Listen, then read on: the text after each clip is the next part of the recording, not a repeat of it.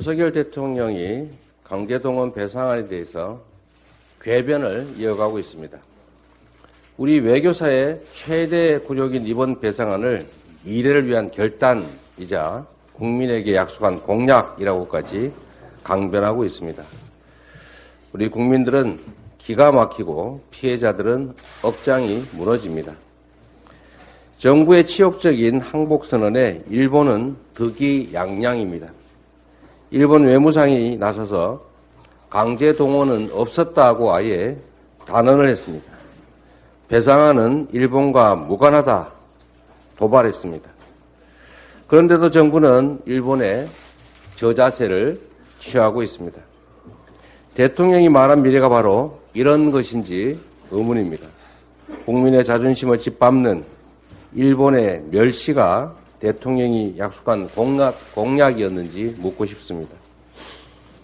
정부의 굴욕적인 배상안은 일본의 통절한 사죄와 반성에 기초했던 김대중 오부치 선언이 아니라 돈 몇 푼의 과거사를 팔아 넘겼던 김종필 오히라 야합의 재판입니다.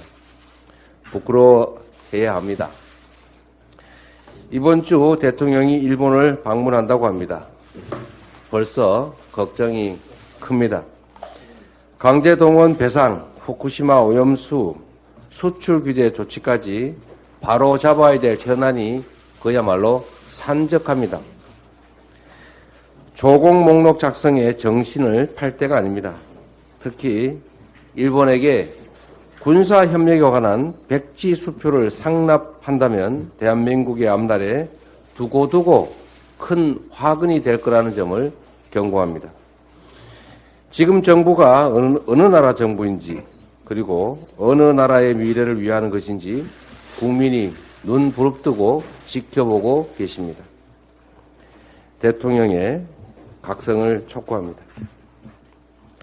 대한민국 경제가 점점 더 깊은 수렁으로 빠져들고 있습니다.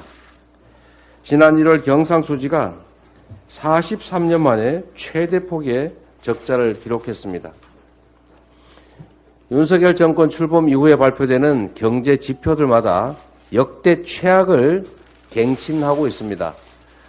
수출 부진, 내수 침체, 고용 한파까지 우리 경제 어디를 봐도 위기가 아닌 곳이 없습니다. 상황이 이런데도 정부는 시간이 지나면 좋아질 거라는 근거 없는 행복회로만 돌리고 있습니다. 민생 경제의 고통과 위기를 제대로 인식이나 하고 있는지 의심스럽습니다. 이쯤 되면 무능을 넘어서서 정부 여당 전체가 민생과 국정에 아예 손 놓았다라는 비판을 피할 수가 없습니다.